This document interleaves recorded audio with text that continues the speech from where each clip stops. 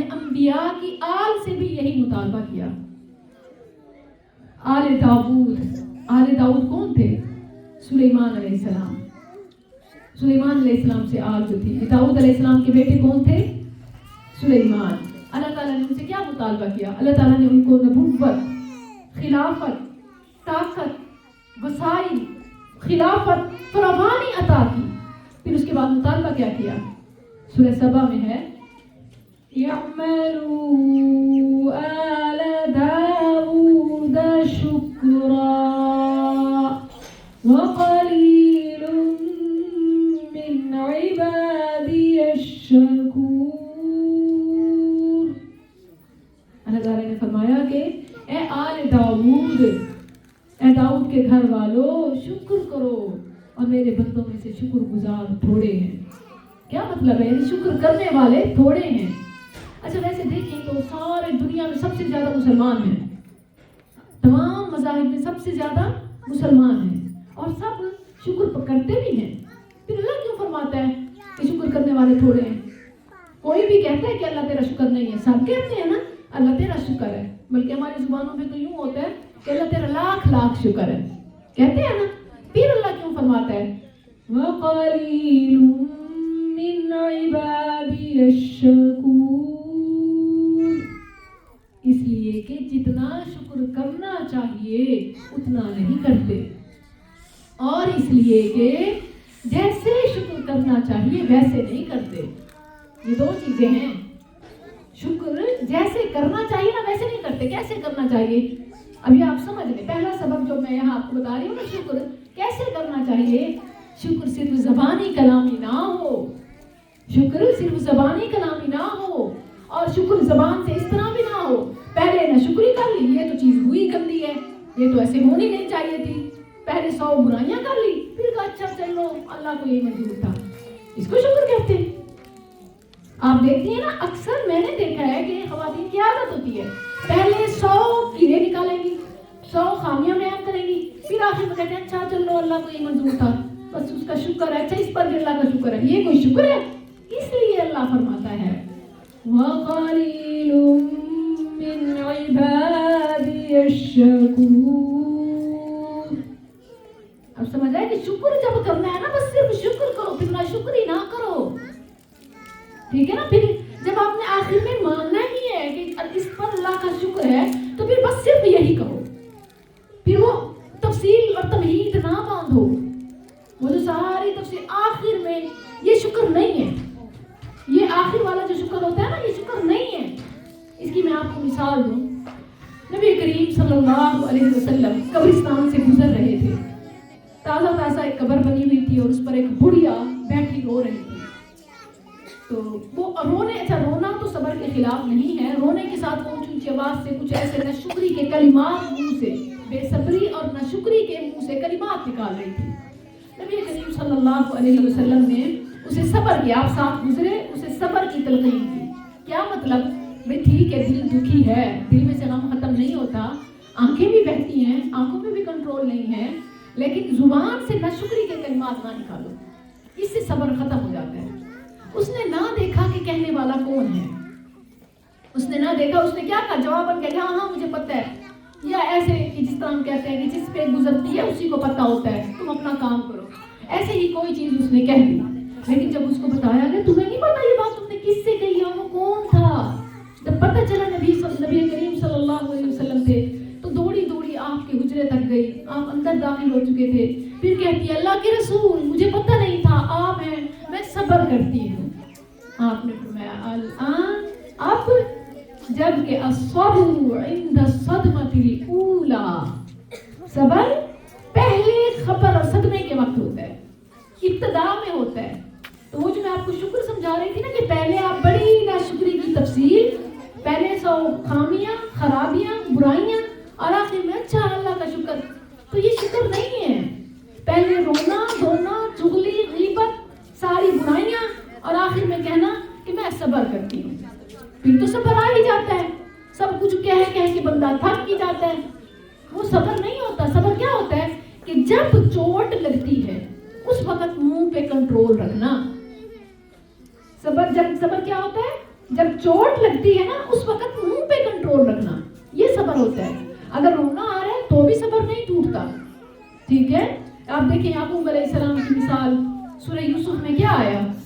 سورہ یوسف میں آیا کہ یعقوب علیہ السلام اتنا روئے تھے بیٹے یوسف کے غم میں. یعقوب علیہ السلام بیٹے یوسف کے غم میں اتنا روئے کہ آنکھوں کی بینائی چلی گئی. وَابْيَضَّتْ عَيْنَاهُ مِنَ الْحُزْنِ فَهُوَ كَظِيمٌ. لیکن اللہ تعالیٰ نے ان کے صبر کو کون سا صبر قرار دیا؟ وَصَبْرٌ جَمِيلٌ. کیوں؟ کیونکہ انہوں نے منہ سے شکوے شکایت کا کوئی لفظ نہیں نکالا تھا، کبھی کسی کے سامنے گلا شکوہ نہ شکری نہیں کی تھی، بلکہ بیٹے کہتے کیا آپ تو اپنے آپ کو اتنا ہلکان کیے جا رہے ہیں، ختم ہی ہو جائیں گے. تاللہ تفتأ تذکر یوسف حتی تکون حرضا او تکون من الہالکین.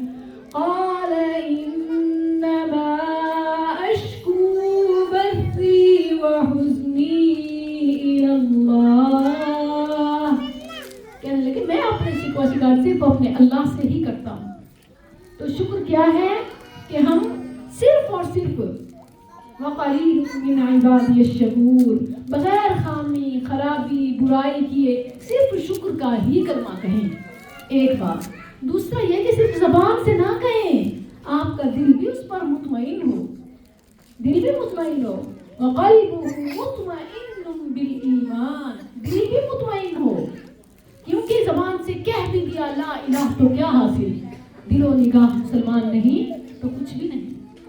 دل میں بھی شکر کا احساس ہو اور پھر عمل بھی شکر والا ہو. شکر والا عمل کیسے ہوتا ہے؟ جیسے جس رب نے آپ کو جو چیز دی ہے آپ اس چیز میں اس کا حق ضرور ادا کریں، یہ عملی شکر ہے. مثلا اللہ تعالیٰ نے آپ کو صحت دی ہے، آپ خیر کے کام کریں جو بیمار نہیں کر سکتے. خواتین کے خیر کے کام کون سے ہیں؟ ایک گھر ہاؤس وائف، گھر میں بیٹھنے والی خواتین کون سے خیر کے کام کر سکتی ہیں؟ میں آپ کو بتاؤں خیر کے وہ کام کریں گی. آپ اپنی بچیوں کو دینی اداروں میں داخل کروائیں، خیر کا وہ پہلا قدم اٹھائیں. آخر میری والدہ نے بھی ایک دن میرے لیے گھر چھوڑا، شہر چھوڑا، پوچھتے پوچھتے کہاں آؤٹ آف سٹی کسی انسٹیٹیوٹ میں مجھے داخل کرا کے آئیں، جہاں میں نے عالمہ فاضلہ کے لیے 5 سال گزارے، 2 سال تحفیظ کے، 5 سال عالمہ کورس، اور پھر زندگی بھر میں ابھی تک اب والد صاحب کے ساتھ آئی ہوں. والدین کی یہ جو کوششیں ہیں یہ عملی شکر ہے. کس چیز کا؟ اس بات کا عملی شکر ہے کہ اللہ تم نے ہمیں صاحب اولاد بنایا، تم نے اللہ ہمیں بیٹی سے نوازا، یا اللہ تم نے ہمیں ہماری بیٹی کو قوت صلاحیت علم عمل عطا کیا، یا جو بھی. تو یہ عملی شکر یہ ہے. بچوں کو ساتھ لگا کے بٹھا لینا یا بچوں کی زندگی میں غلط فیصلے کرنا، بچوں کو خیر کا موقع نہ دینا، یہ عملی ناشکری ہے، یہ ناقدری ہے. یہ اللہ کی دی ہوئی امانت کو ضائع کرنا ہے. روز قیامت اس کا حساب ہوگا. صرف مال کا حساب نہیں ہوگا بلکہ اولاد سب سے بڑا مال ہے، سب سے بڑا مال ہے، اور اس کا ضرور سوال ہوگا. اسی لیے ان لوگوں کا امتحان سخت ہے جنہیں اللہ نے کچھ عطا کیا ہے، اور جبکہ وہ جنہیں عطا نہیں کیا، جو بے اولاد ہیں یا کسی نعمت سے محروم ہیں، پریشان نہ ہوں، ان کو تو آخرت میں سوال ہی نہیں ہوگا. اسی لیے نبی صلی اللہ علیہ وسلم ہمیشہ اپنی آل کے لیے بقدر ضرورت اللہ سے سہولت کا سوال کرتے کہ اللہ میری آل کو اتنا دینا جتنا گزران کے لیے کافی ہو.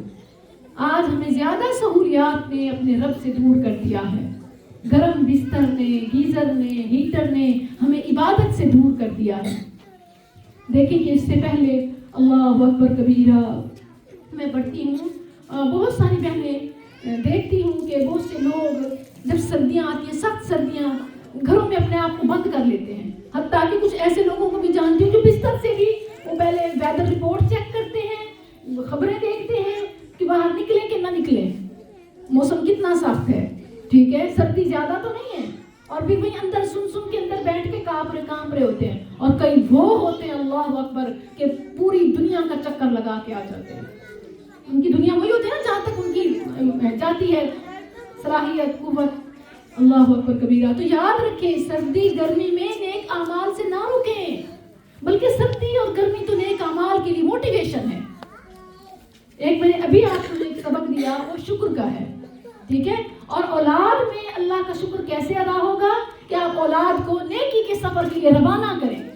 جو مائیں صبح صبح بچوں کو تیار کرنے میں مدد کرتی ہیں وہ عملی شکر کرتی ہیں، وہ عبادت کرتی ہیں۔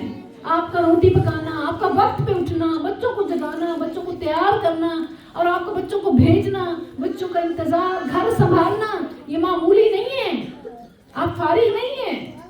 بعض مرتبہ کہتی ہیں نا کہ میں تو کچھ نہیں کرتی، میں تو بس گھر میں ہی ہوتی ہوں۔ گھر میں رہنا سب سے بڑا کام ہے۔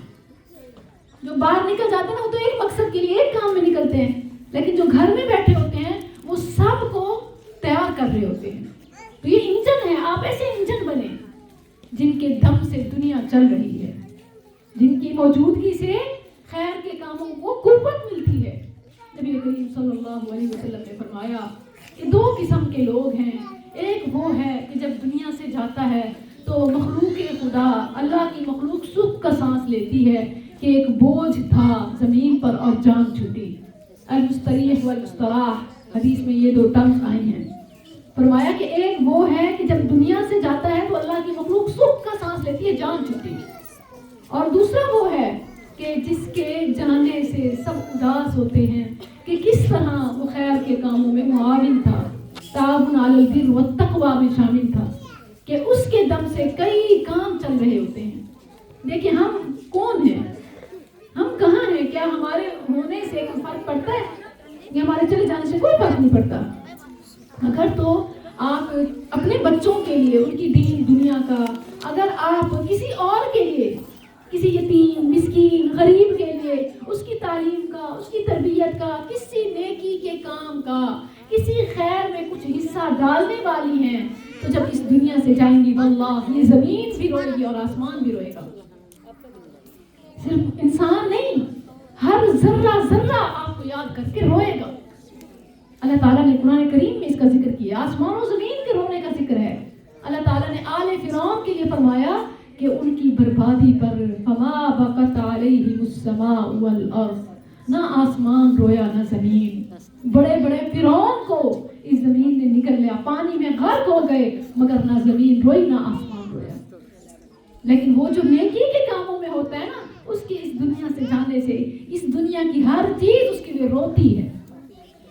اپنے آپ کو ضرور دیکھیں کہ آپ کسی خیر کے کام میں معاون ہیں، اور وہ خیر کا کام یہاں آپ کے لیے یہ ادارہ ہے، جنگل میں اللہ کے ذکر کا اہتمام۔ اللہ اکبر۔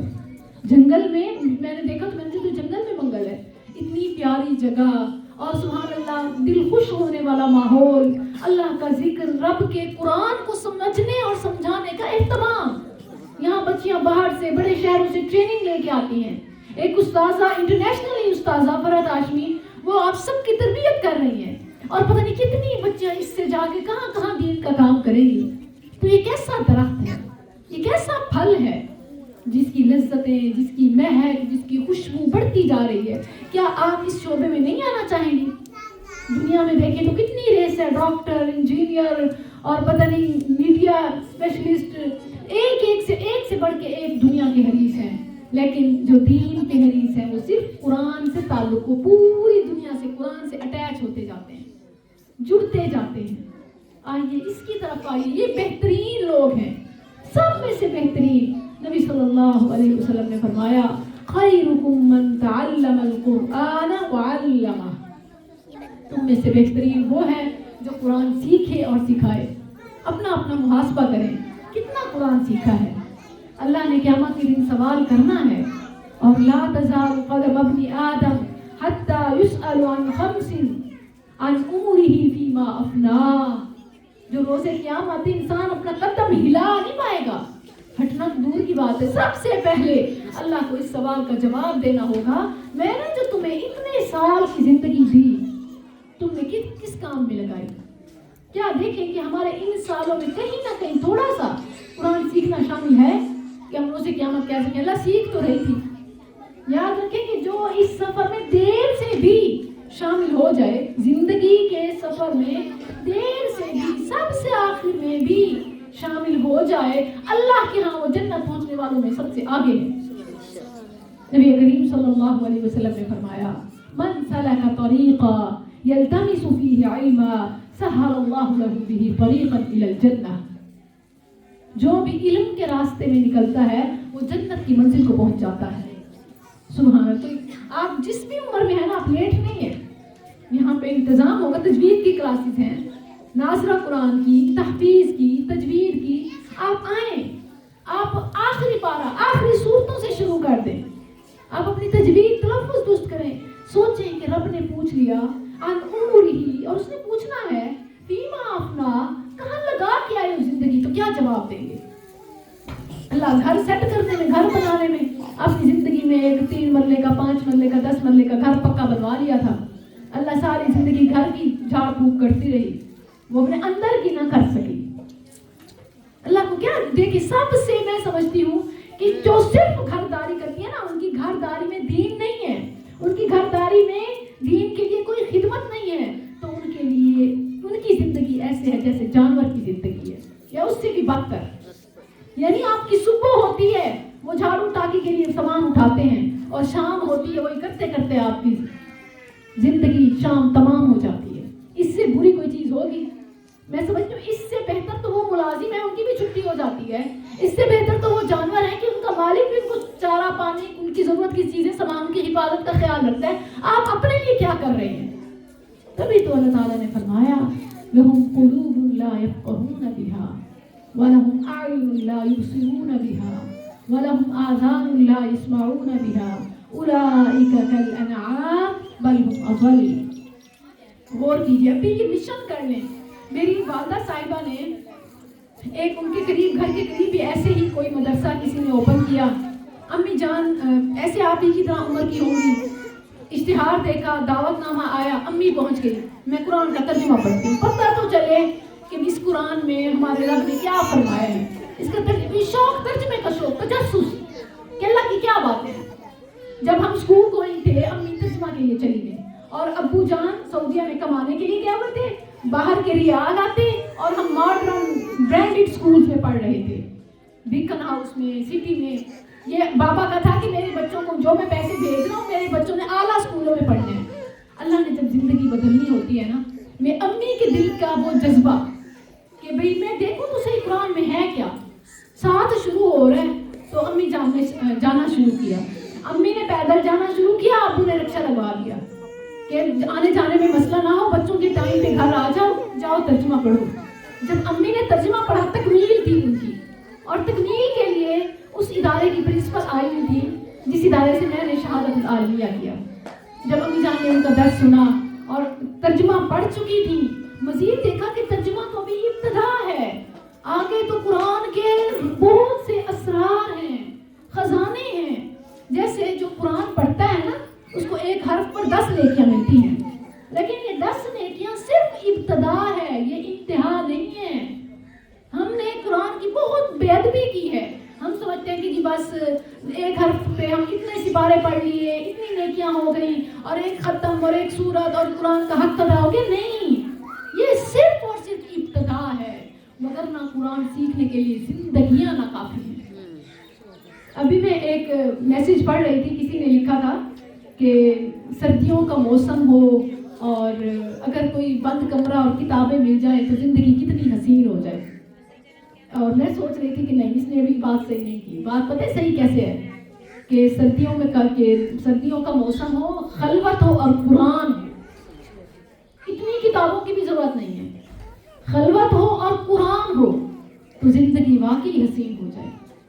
सलफ सालिहीन जिन्होंने दीन की तफासीर, इस्लाम के फिक़ही मसाइल लिखते लिखते जिंदगियां गुजारी, मरते वक्त उन्होंने आखिरी जिस ख्वाहिश का इजहार किया ना, काश कि हम इतनी किताबें लिखने में वक्त लगाने के बजाय कुरान ही को पढ़ते और समझते रहते। तो ये इतनी बड़ी दौलत है, अल्लाह का एहसान है कि जिसने हमें, पैदाइशी मुसलमान हैं, हमारे घरों में ये किताब है, लेकिन हमने इसको समझने की, अपने ऊपर लागू करने की जहमत नहीं की। वो जो कुरान की फरियाद में अल्फाज आते हैं, क्या है? ताकों में सजाया जाता हूँ, गिलाफों में लपेटा जाता हूँ, कस्मों में उठाया जाता हूँ, बेटी को रुखसत करने के लिए सर पे रखा जाता है, हत्ता के धो धो के पिलाया जाता हूँ, तावीज़ बनाया जाता हूँ। کہ اگر پہلے ہی لے آؤ قرآن آ جاتا ہاتھ رکھنے کے لیے نہیں، مسئلے کے حل کے لیے، تو ہاتھ رکھنے کی نوبت ہی نہ آتی. اگر بیٹی کو پہلے ہی قرآن سمجھایا پڑھا کے رخصت کیا جاتا تو سر پہ قرآن رکھنے کی نوبت نہ آتی اور گھر بھی ٹوٹنے سے بچ جاتے. کیا آپ جانتی ہیں کہ ایک انسان اتنا قیمتی ہے، یہ زمین پر چلتا ہوا ریبوٹ اتنا قیمتی ہے کہ اللہ تعالیٰ نے ایک انسان کی حفاظت کے لیے انسانوں میں سے قرین، فرشتوں میں سے قرین، قرین کہتے ہیں ساتھی کو، فرشتوں میں سے قرین، انسانوں میں سے قرین اور جنوں میں سے قرین ایک انسان کے ارد گرد مقرر کیے ہوئے ہیں. سورہ حامیم السجدہ میں آتا ہے وَقَيَّضْنَا لَهُمْ قُرَنَاءَ فَزَيَّنُوا، اور ہم نے اس کے لیے قرین مقرر کر دیے ہیں جو اس کو دنیا کی چیزیں اٹریکٹیو بنا کے دکھاتے ہیں. دنیا دیکھو، کوئی فلاں نے کتنا پیارا کپڑا پہنا ہوا ہے، فلاں کا زیور دیکھا تھا، فلاں کا جوتا دیکھا تھا، فلاں کی جرسی دیکھی تھی. یہ سب انسان کے سامنے چیزیں آتی ہیں، لیکن کامیاب وہ ہوتا ہے جو ان چیزوں کی طرف متوجہ نہیں ہوتا. سوچیں، اب میں ملتان سے یہاں آ رہی تھی، راستے میں کتنی ایسی چیزیں تھیں، کئی بلڈنگز اور کئی کپڑوں کی دکانیں، کئی کھانے پینے کی چیزیں، کئی نیچر کے خوبصورت مناظر. اگر میں کسی منظر کو دیکھنے کے لیے، ریکارڈ کرنے کے لیے رک جاتی تو میں یہاں ٹائم پہ پہنچ سکتی.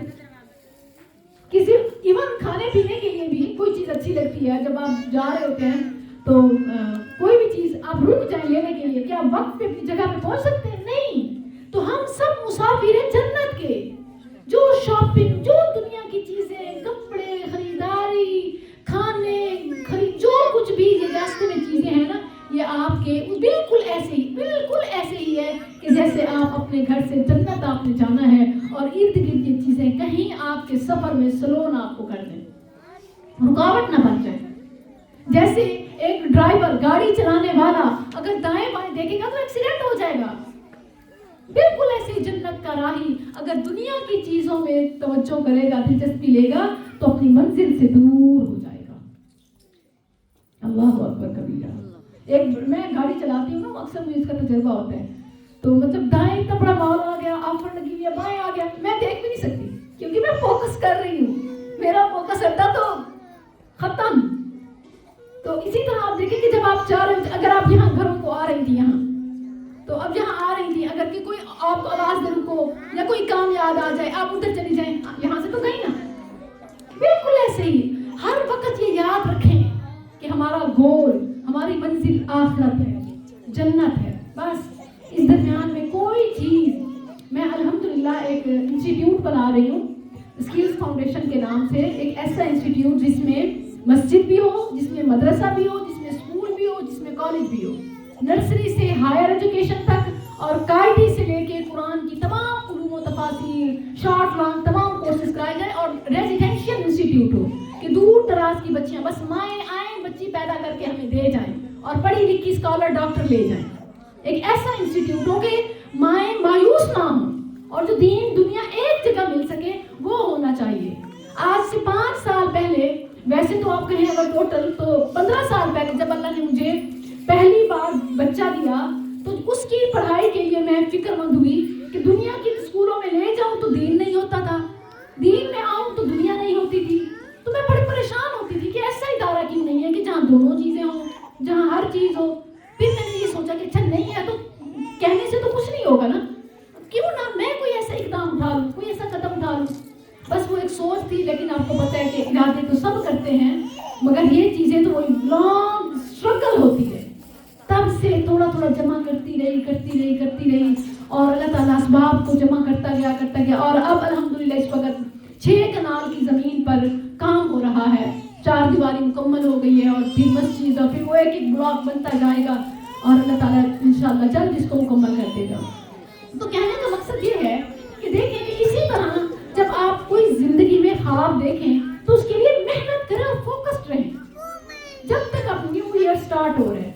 یہاں یہ بھی سمجھ لیں، انگریزوں کا نا ایک طریقہ ہے، جب بھی نیا سال جنوری سے شروع ہوتا ہے نا، وہ اپنے 1 سال کے گول سیٹ کر لیتے ہیں کہ بھئی ہم نے اس سال میں کیا کرنا ہے. اور نبی صلی اللہ علیہ وسلم سے بھی یہ آتا ہے کہ جو حکمت ہے وہ مومن کی میراث ہے، جہاں سے بھی ملے لے لو. دنائی کی بات مومن کی میراث ہے، جہاں سے بھی ملے لے لو. اب یہ بات آپ دیکھیں کہ اگر آپ 2025 کا گول سیٹ کریں گی کہ میں نے 2025 میں کیا کرنا ہے، اب اس دسمبر سے اگلے دسمبر تک پھر آپ اپنا محاسبہ کریں کہ وہ جو میں نے گول سیٹ کیا تھا میں نے اچیو بھی کیا کہ نہیں.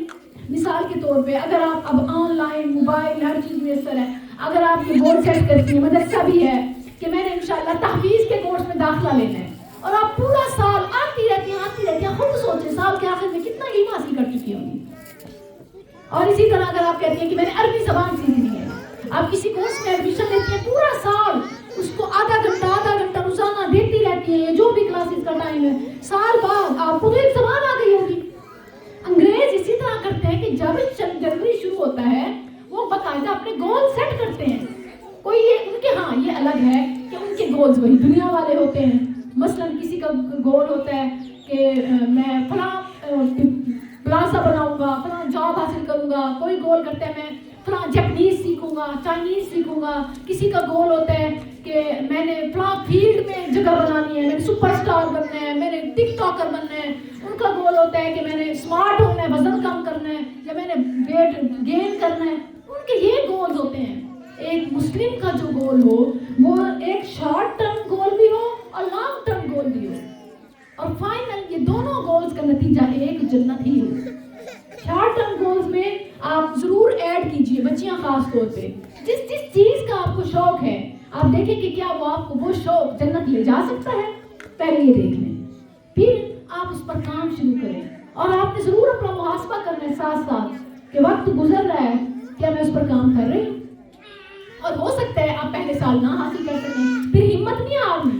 میں آپ کو بتا رہی تھی کہ میں نے پورا ٹائم اس پر کام کرتی رہی، 5 سال تقریباً کم از کم اس کے کہ میں اس انسٹیٹیوٹ پر اب جا کر وہ باقاعدہ ایک زمین ملی اور اس پر کام شروع کیا. اور پھر الحمدللہ اب میں یہ ڈسکس کر رہی تھی کہ 2025 شروع ہو رہا ہے، 2025 پورا سال ہم ورک کریں، محنت کریں، اپنا سب کچھ اس میں لگائیں، اور اہل خیر کو بھی اس میں متوجہ کریں، کیوں اپنے صدقات زکات اس میں لگائیں. تو انشاءاللہ یہ 2025 کے آخر تک صرف یہی نہیں کہ ادارہ بن جائے بلکہ تدریسی کام بھی شروع ہو جائے، ایڈمیشنز بھی اوپن ہو جائے. یہ ہمارا گول ہے. آپ گول سیٹ اس کے لیے سب سے پہلے کیا ہوتا ہے، آپ علم حاصل کریں. آپ کے پاس علم نہیں ہوگا. مجھ سے کسی نے پوچھا کہ ہم دین کی خدمت کیسے کریں، سب کرنا چاہتے ہیں نا، تو سب سے پہلے سیکھیں.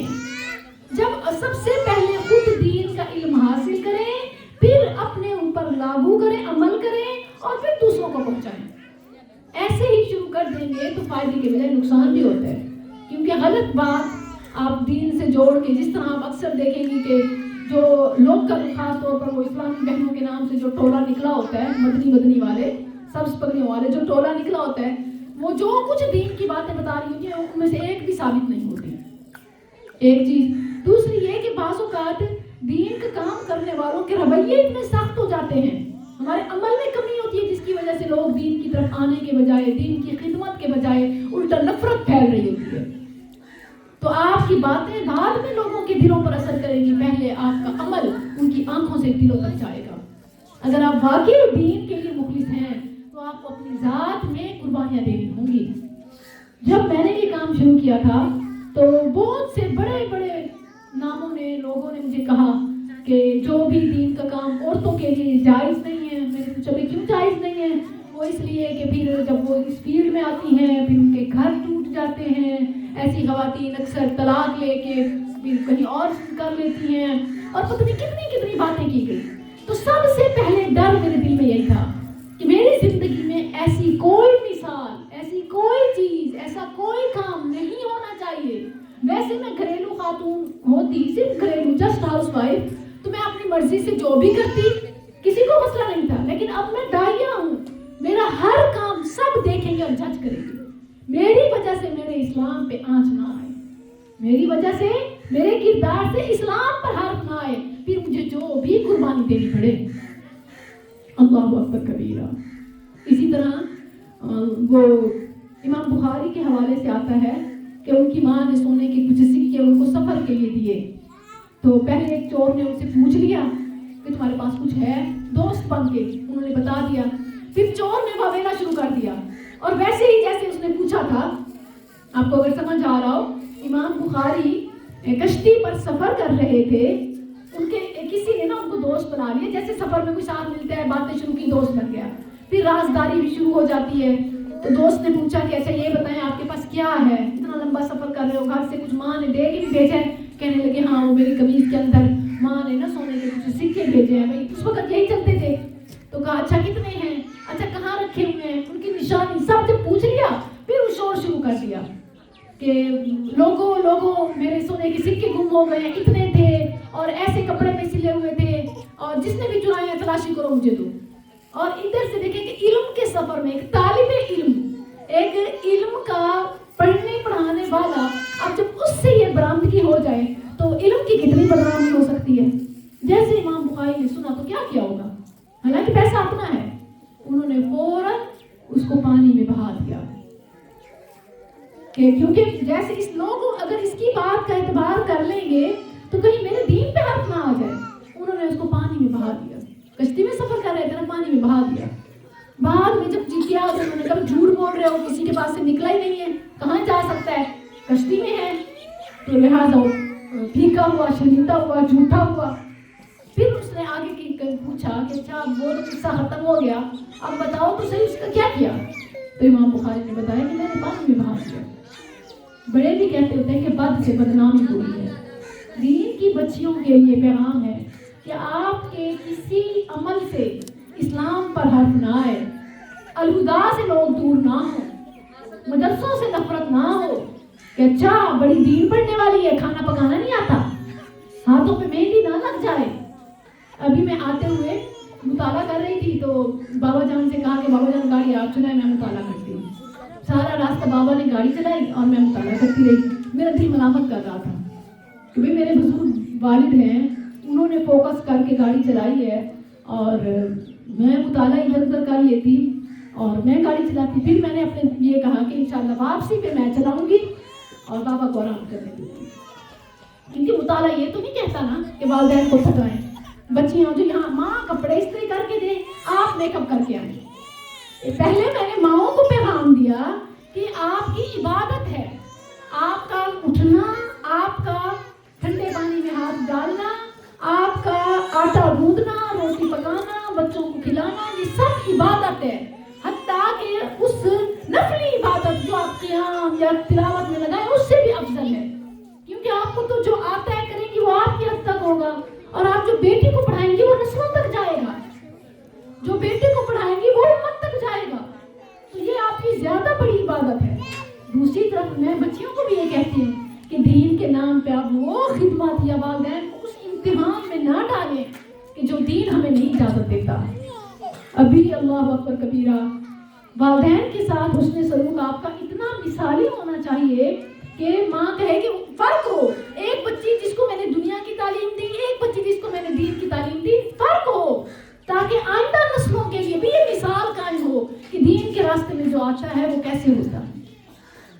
یہ میں نے اکثر سنا ہے، مجھے شکوہ ہے اپنی مدرسے کی بچیوں سے، بیٹیوں سے کہ طالبات، معلمات آپ کام سے ہاتھ نہ کھینچیں. اسی لیے میں نے اپنے انسٹیٹیوٹ کا نام ہی سکلز رکھا ہے کہ جہاں گھرداری، ہنرداری بھی سکھائی جائے. سکلز کا مطلب ہے قوت صلاحیتیں سکھانا کہ جس سے آپ کچھ کر سکیں اور کما بھی سکیں.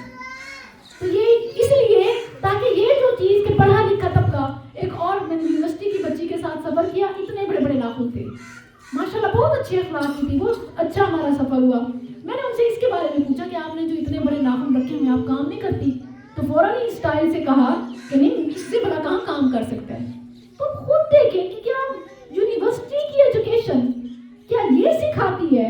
اچھا لوگ اس پہ بات نہیں کرتے. یونیورسٹی کی لڑکی اگر ناخن رکھے، ماں کام نہ کر سکتی ہے، نہ ماں کرواتی. میرے گھر کا تو سارا کام میری ماں ہی کرتی ہے. میں بس وہ کام کر لیتی ہوں جو جہاں میرے لیے نیلز نہ ٹوٹے، نیل پالش نہ اترے، یہ خراب نہ ہو، سوکھا سوکھا اوپر کر سے کوئی چیز پکڑوا دی، سب کچھ. سبزیاں کاٹے ماں، چولہے پہ جلے ماں، اور خون پسینہ بہائے باپ. اولاد ایش اور عیاشی کرے اور علم بھی حاصل نہ کرے. اللہ اکبر کبیرہ. یہ سب سکول، مسجد میں ایسا ماحول ہے. جو دین کی بچی ہیں میں کہتی انہوں نے بھی ہاتھوں پہ مہندی لگا لی ہے. مطلب یہ بھی اب بڑھ چڑھ کے کام کرنا. حالانکہ ہمارے پیارے نبی صلی اللہ علیہ وسلم غزوہ خندق کا موقع یاد کریں یا غزوہ احد, یہ دونوں سخت سردی کے موسم میں ہوئے تھے اور ایون جنگ نہیں رکی تھی. نبی کریم صلی اللہ علیہ وسلم کے پاس ساتھی آئے, صحابی کہتے اللہ کے نبی بھوک سے حالت یہ ہے, دیکھیں پیٹ پہ پتھر باندھا ہوا ہے. آپ نے اپنے پیٹ سے کپڑا ہٹایا, میں نے ڈبل پتھر باندھے ہوئے. عملی خواہ وہ انچارج ہے, خواہ وہ ہیڈ ہے, خواہ وہ ٹیچر ہے, خواہ وہ اسٹوڈنٹ ہے, آپ عملی نمونہ بنیں کہ علم والے قرآن والے کیسے ہوتے ہیں, علم والے قرآن والے کیسے ہوتے ہیں. آپ عملی لوگوں کے لیے راستہ بنے. ٹھیک ہے, یہ ہے صحیح عبادت اور اصل شکر. آپ نے زبان سے نعرے لگا لیے, تلاوت کر لی, مگر جو تلاوت میں میسج ہے وہ آپ کے عمل میں نہیں ہے, تو یہ تو وہی تلاوت ہوئی نا جو گلوں سے نیچے نہیں اترتی, دلوں تک نہیں جاتی, جو بس زبان, کان اور گلے تک پھنس جاتی ہے. آخری امت کی نشانی ہے کہ آخری قرب قیامت ایسے لوگ ہوں گے کہ جن کا پڑھا ہوا قرآن ان کے حلق سے نیچے نہیں اترے گا. بس صرف پڑھنے کی حد تک ایسا علم نہ ہو تو ضرور آپ خود عملی کاموں میں کوئی اس کام میں. ابھی یہ بچیاں ٹیچر جیتے اٹھا کے چیئرز رکھ رہی تھی تو میں اپنا دوسرا سامان اٹھائے ہوئے تھی, میری توجہ اس طرف گئی تو میں نے کہا میں خود ہی اٹھا کے رکھ لیتی. اس میں کیا تھا نا, تو بس اس طرح ہمیں اس معاملے میں ایڈوانس ہونے کی ضرورت ہے کہ ہمیں یہ تیزی تھوڑی سی ہمارے اندر یہ ہونی چاہیے کہ ہم ایڈوانس ہوں اور اپنے کاموں میں اور دوسروں کے کاموں میں آگے بڑھ چڑھ کے حصہ لیں. غزوہ خندق کے موقع پر حالت یہ تھی کہ وہ خندق کھودی جا رہی ہے اور ادھر سے کوئی کہتا ہے کہ دشمن اس طرف سے آ رہے ہیں, کوئی کہتا ہے دشمن اس طرف سے آ رہے ہیں, کوئی کہتا ہے بہت زیادہ آ رہے ہیں, کوئی جنگی طاقت کا اندازہ بتایا جا رہا ہے. تو وہ ایک تشویش کی لہر مسلمانوں میں تھی, کیونکہ صحیح پتا ہو نا کہ دشمن کتنے ہیں, کہاں سے ہیں, مطلب ویسے اپنی اسٹریٹجی اپناتا ہے. تو اللہ اکبر کبیرہ, نبی صلی اللہ علیہ وسلم نے حذیفہ رضی اللہ عنہ کو کہتے ہیں آگ جلائی ہوئی تھی, ہاتھ سیک رہے ہیں کیونکہ کپڑے تن پہ تھوڑے سے تھے. سخت سردی میں نا جتنے کپڑے پہن لیں کم لگتے ہیں, تو کہتے ہیں تھوڑے سے کپڑے تھے, بس آگ کے اوپر بیٹھ کے اپنے آپ کو گرم کر رہے تھے. نبی صلی اللہ علیہ وسلم نے میرا نام لیا, کھڑے ہو جاؤ حذیفہ, جاؤ اس طرف چلے جاؤ, جاؤ اس طرف چلے جاؤ, جاسوسی کر کے آؤ, دشمن کہاں سے آ رہے ہیں, کتنے ہیں, کیسے ہیں. کہتے ہیں وہ سخت سردی کہ آگ پہ بیٹھ کے کانپ رہا تھا, سردی تھی, اٹھنا مشکل تھا.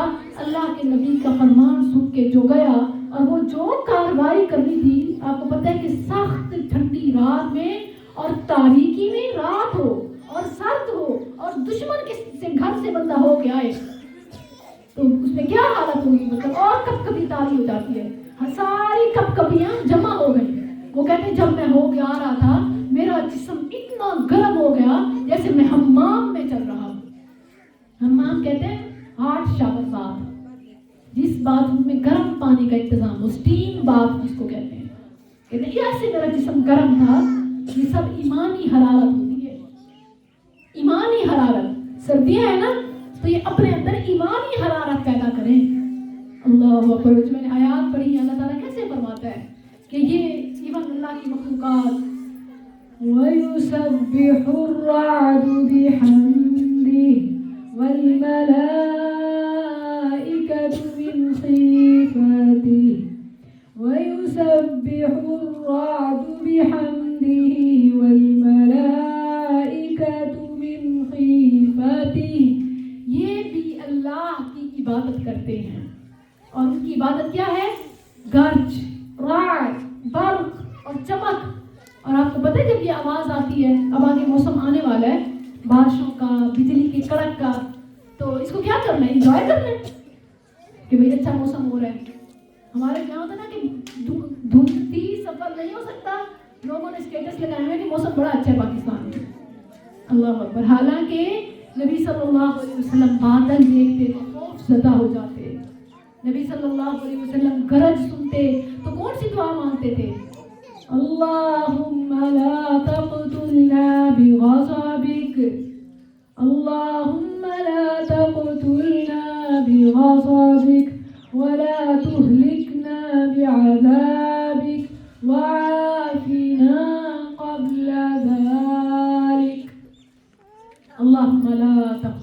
بغضبک، اللہ اپنے غضب سے ہمیں نہ مارنا، اپنی ناراضگی کے ساتھ ہمیں نہ مارنا. لا تقتلنا بغضبک، ہمیں نہ قتل کرنا اپنے غضب کے ساتھ، ناراضگی میں. اور ولا تہلکنا بعذابک، اور ہمیں اپنا عذاب دے کر.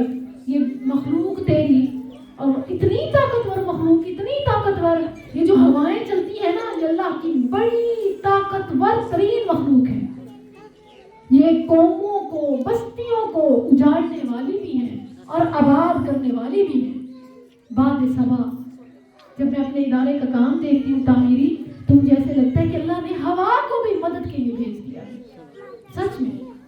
کیونکہ اللہ اکبر، جب ہماری بیسمنٹ کا کام ہو رہا تھا تو جو ہے ڈیولپر وہ کہتے ہیں، ٹھیکیدار کہتا ہے کہ اگر بارش ہو گئی نا سارا نقصان ہو جائے گا. میری نگاہیں فوراً آسمان کی طرف گئی، یا رب ابھی بارشوں کو یہاں روک لے. اللہ اکبر، تو وہ بارش نہیں ہوئی. اللہ اکبر کبیرہ، میں نے کہا اللہ نے تو ہوا کو مسخر کر دیا. یسبح الرعد بحمدی والملائکۃ من خیفتی. تو یہ ہوائیں برباد کرنے والی بھی ہوتی ہیں اور مدد کرنے والی بھی ہوتی ہیں. بعد صبا، اور اس امت کو خاص طور پر اللہ نے تحفہ دیا کہ نیکی کے کام میں ہوائیں بھی مدد کرتی ہیں. آخری پارے میں، سورت کے آخری میں اللہ تعالیٰ نے کیا فرمایا؟ یہ کس کے لیے ایسے ہوتا ہے کہ مخلوق بھی، وہ جو کہتے ہیں نا کہ بے جان بے زبان مخلوق بھی آپ کے لیے نیکی کے کاموں میں راستے آسان کرے، مدد کرے. وہ کیسے ہوتا ہے، کب ہوتا ہے، کس کے لیے ہوتا ہے؟ اگر آپ چاہتی ہیں نا کہ آپ کے لیے بھی ایسے ہی اللہ کی ہر مخلوق آپ کے مشن میں، آپ کے ویژن میں مددگار ہو، تو وہ کیسے ہوگی؟ اللہ تعالیٰ نے خود طریقہ بتایا ہے. فَأَمَّا مَنْ أَعْطَى وَاتَّقَى وَصَدَّقَ بِالْحُسْنَى فَسَنُيَسِّرُهُ لِلْيُسْرَى وَأَمَّا مَنْ بَخِلَ وَاسْتَغْنَى وَكَذَّبَ بِالْحُسْنَى فَسَنُيَسِّرُهُ لِلْعُسْرَى. دو تین چیزیں ہیں، شارٹ کٹ. فَأَمَّا مَنْ أَعْطَى وَاتَّقَى، اللہ ہمیں اس کا اہل بنائے، اللہ ہمیں اس کا مصداق بنائے، جو دیتا ہے اور پھر تقوی اختیار کرتا ہے. سچ میں بڑے بڑے لوگ مجھے کہتے ہیں ہم بھی ادارہ بنانا چاہتے ہیں اور ہمارے علاقے میں بھی ضرورت ہے. ایک عورت اتنا بڑا کام کیسے کر رہی ہے؟ باجی ہمیں بھی طریقہ بتائیں. اللہ اکبر. اور وہ آپ بھی بتائیں نا، یہ فنڈ کہاں سے ملتے ہیں؟ لوگ مجھ سے پوچھتے ہیں. اللہ کے بندو، سب سے پہلے اپنا سب کچھ قربان کرو. یہ جو کہتے ہیں کہ ہم اس سے لے کے اس سے لے کے اس سے لے کے ہم بھی بڑے بڑے کام کریں، ایسے نہیں ہوتا. سب سے پہلے جو تمہارے پاس ہے وہ لٹا دو، وہ لگا دو، پھر دیکھو کیسے مخلوق ساتھ مدد نہیں کرتی. اللہ کیسے اپنی مخلوق کو مسخر نہیں کرتا. فَأَمَّا مَنْ أَعْطَى وَاتَّقَى، جس نے دیا، اعطا واتقى، تقوی لینے میں تقوی یہ بڑا اہم ہے. ایک تو نا ہمارے پاس ہم نے دے دیا، لینے میں تقوی اتنا اہم ہے. میں آپ کو بتاؤں، میری روٹین ہوتی تھی، آپ کو بھی یہی ہوگا، ہر کسی کا یہی حال ہوتا ہے کہ فروٹس جوس بہت پسند تھے مجھے. لیکن جب سے میں نے اپنے یہ پروجیکٹ کا کام شروع کیا نا، میں سمجھتی ہوں کہ میں نے ان چیزوں کو اللہ مجھے استقامت دے اپنی زندگی سے نکال دی ہے. ساری اتنے 40 کی ہونے والی ہوں، 40 سال کی. میں کھانا روٹی سالن وغیرہ نہیں کھاتی تھی، اسی پہ ہی میں جیتی تھی. اللہ کی نعمتیں تھی کہ میں کا سسرال، بس میں فروٹس ہی کھاتی تھی، جوس ہی پیتی تھی، بس اسی پہ ہی میں پلی بڑی. لیکن جب میں میدان میں اتری کام کے لیے، یہ چونچلے میں نے نکال دیے، ان کو میں نے ختم کر دیا اپنی زندگی سے. کیوں؟ کیونکہ اب میں امین بن گئی ہوں. اب میرے پاس لوگوں کا بھی پیسہ آتا ہے. کہیں ایسا نہ ہو کہ میری خوراک میں ان کا پیسہ شامل ہو جائے. میں کیا لوگوں کے پیسوں سے جوس نہیں، خون پیوں؟ اللہ اکبر. اپنی والدہ صاحبہ کو بتا رہی تھی کہ امی جان، اور میں جتنے بھی فنڈس وغیرہ آتے ہیں وہ والدہ کو دیتی ہوں کہ یہ آپ نے وہ ساتھ ہیں لیبر وغیرہ کے، تو ان کی جو پیمنٹ ہوتی ہے آپ ان کو دے دیا کریں. اپنے گھر لاتی نہیں ہوں، وہیں جو کچھ آتا ہے وہ وہیں ان کو وہیں لے کے آ جائے, اللہ مجھے اس پر استقامت دے, اللہ تعالیٰ اس معاملے میں مجھے قائم رکھے, مجھے خیانت سے بچائے. یہ بڑا مشکل کام ہے. تبھی تو رسول اللہ صلی اللہ علیہ وسلم کو رات کو نیند نہیں آتی تھی جب صدقہ کا سامان آپ کے گھر ہوتا تھا. آپ بے چین ہوتے, آپ اٹھتے جب تک کہ اس کو بانٹ نہ دیتے. یہ اتنی بڑی ذمہ داری ہے. ہم سمجھتے ہیں کہ یہ آسان ہے, ادارے ایسے نہیں بنتے, یہ بڑی مشکل کی چیز ہے. اور اکثر میری والدہ جب میرے گھر آتی ہیں تو انہوں نے پوچھا کہ وہ تو ہر وقت تمہارے گھر فروٹ ہوتے تھے, اب کیوں نہیں ہے؟ پھر میں نے کہا آپ میری والدہ ہے نا, جو میرا آپ پہ حق ہے آپ اپنے پیسوں سے وہ لے آیا کریں. الحمدللہ وہ بھی صاحب ثروت ہیں, بابا جان لینڈ لارڈ ہیں, ذمہ دار ہیں. تو میں نے کہا اب میں بیٹی ہوں نا, میرا بھی تو حق ہے نا جو اللہ نے آپ کو دیا ہے, آپ میرے لیے لے آیا کریں, کھایا بھی کریں کھلایا بھی کریں. اب میں نہیں خریدتی, میں نہیں لیتی یہ سب چیزیں, کیونکہ میرے پاس لوگوں کی امانتیں آنا شروع ہو گئی. تو اللہ تعالیٰ کیا فرماتا ہے کہ ساری مخلوق کو کسی ایک کام میں مدد اللہ تب کرتا ہے, آپ نے انشاءاللہ کام کرنے ہیں تو یاد رکھیں سب سے پہلے جو آپ کے پاس ہے اس کو لوٹا دیں, جھاڑ دیں, اس کو اللہ کی راہ میں دے دیں. اور الحمدللہ وہ جو میں نے اپنے انسٹیٹیوٹ کے لیے پلاٹ لیا, وہ جو حق مہر میں میرے ہسبینڈ نے مجھے دیا تھا, وہ 3 کروڑ کا پلاٹ تھا, میں نے بیچ کے اس ادارے کے لیے زمین خریدی. میری والدہ نے کہا سارا ہی ادھر دے دیا, ان کو تھوڑا چھوٹا بنا لو, کچھ پیسے بچا لو. میں نے کہا نہیں, چھوٹے چھوٹے مسجد مدرسے بہت ہیں, ایسے ادارے کی ضرورت ہے جو امت کو جو ضرورت ہے اس کے لیے بڑا قدم نہیں اٹھانا ہے. 6 کنال کا الحمدللہ اللہ نے یہ تحفہ دیا, اللہ تعالیٰ اس کو قبول کر لے, اور اللہ تعالیٰ نسلوں کو امت کو اس سے فیض یاب کرے, سراب کرے, کہ یہی ہماری آخرت کا سرمایہ ہے.